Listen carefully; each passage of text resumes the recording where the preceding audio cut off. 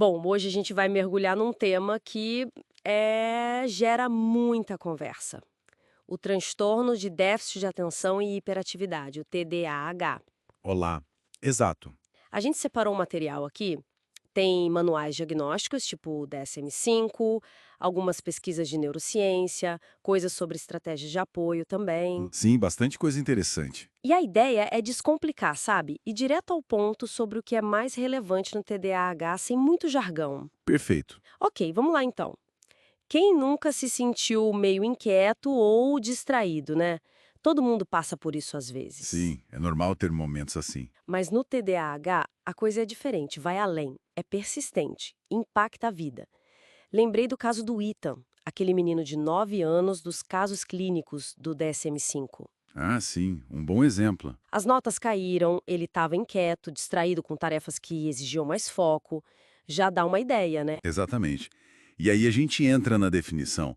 O TDAH, segundo o DSM-5, que é a referência, né? Isso. Ele é caracterizado por um padrão. É um padrão persistente mesmo, de desatenção e ou de hiperatividade e impulsividade. E ou. Então pode ser um ou outro ou os dois juntos. Isso, pode variar. Mas o ponto-chave é, esse padrão tem que interferir de forma significativa no funcionamento da pessoa, no desenvolvimento dela. Não é algo leve. Entendi. Então não é só a criança ser agitada ou o adulto ser meio avoado. Tem critérios mais técnicos, Tem digamos. sim, bem específicos. A desatenção, por exemplo, é aquela dificuldade de manter o foco, sabe? Seja numa tarefa, numa brincadeira, Uhum, não seguir instruções direito, ter problema para organizar as coisas, as atividades do dia a dia. tá. E a hiperatividade? A hiperatividade é mais visível, talvez. É aquela inquietação motora. A pessoa não consegue ficar parada, sentada por muito tempo, quando se espera isso dela. Fica se mexendo na cadeira. Isso. Falar demais também pode ser um sinal. E tem a impulsividade, né? Que anda junto muitas vezes. Impulsividade seria. Agir sem pensar muito nas consequências, sabe? Ter dificuldade para esperar a vez, interromper os outros o tempo todo. Entendi. Parece uma combinação complexa. E isso não vem do nada, né? Você mencionou neurociência, tem uma base no cérebro mesmo. Com certeza. Isso é um ponto fundamental hoje. Tira aquela ideia antiga que era muito prejudicial de ser só falta de vontade ou má criação. Graças a Deus, né? Sim, as pesquisas apontam forte para uma base neurobiológica. Tem muitos estudos usando neuroimagem. Ressonância magnética, essas coisas. Isso, ressonância magnética funcional, estrutural, que permitem ver o cérebro em funcionamento ou a estrutura dele. E eles sugerem, sim, algumas diferenças. Que tipo de diferenças? Bom, alguns estudos, é importante dizer alguns, porque a área ainda avança, né? Claro, ciência é assim. Eles indicam, por exemplo, uma possível redução no volume de substância cinzenta em certas áreas. Substância cinzenta, onde ficam os neurônios, certo? Exato. Em áreas como o córtex pré-frontal, que é super importante para planejar, organizar, manter o foco. As funções executivas. Precisamente. E também no córtex cingulado anterior, que tem a ver com controle de impulso, regulação emocional. Puxa, bate certinho com as dificuldades que você descreveu. Bate. Mas, como eu disse, é um campo em evolução. Nem todo estudo acha exatamente a mesma coisa, as metodologias variam. Entendi. A imagem não é 100% nítida ainda, mas as pistas apontam para lá. Exato. A convergência dos achados aponta para diferenças funcionais e estruturais nessas redes de atenção e controle executivo. Ok. E como isso tudo, essas características, essa possível base no cérebro, como isso se reflete no dia a dia? Na escola, por exemplo, que você mencionou ser um lugar onde aparece muito. Sim, o impacto na escola costuma ser bem significativo.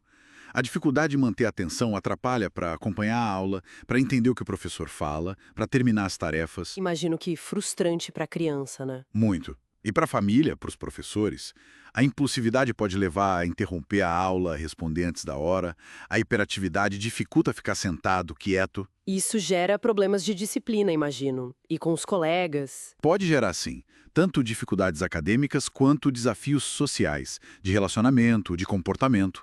É um pacote complexo. Faz todo sentido. E diante desse cenário todo, como é que se lida? O que se pode fazer para ajudar? O foco principal é no manejo dos sintomas e no suporte.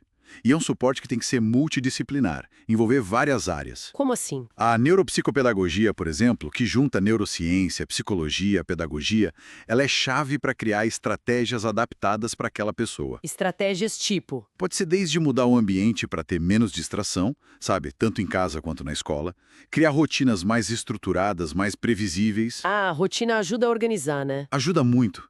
E capacitar os professores também é essencial. Eles precisam entender o TDAH para poder usar abordagens que funcionem na sala de aula. E a família, qual o papel dela nisso tudo? Fundamental, essencial. A família precisa primeiro entender o que é o TDAH, sem culpa, sem achar que é falha na educação.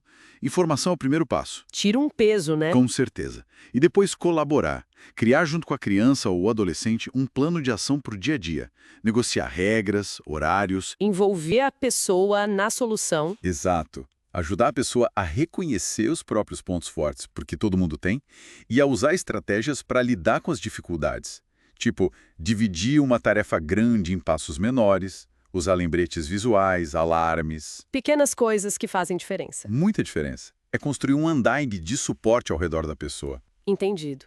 Então, para a gente fechar as ideias principais, TDAH é real, tem base neurobiológica sendo estudada, impacta o aprendizado, o comportamento, as relações, e o caminho não é procurar culpa, De jeito nenhum. é buscar as estratégias personalizadas com muita compreensão, muita colaboração entre a pessoa, a família, a escola, os profissionais. Perfeito. É isso mesmo.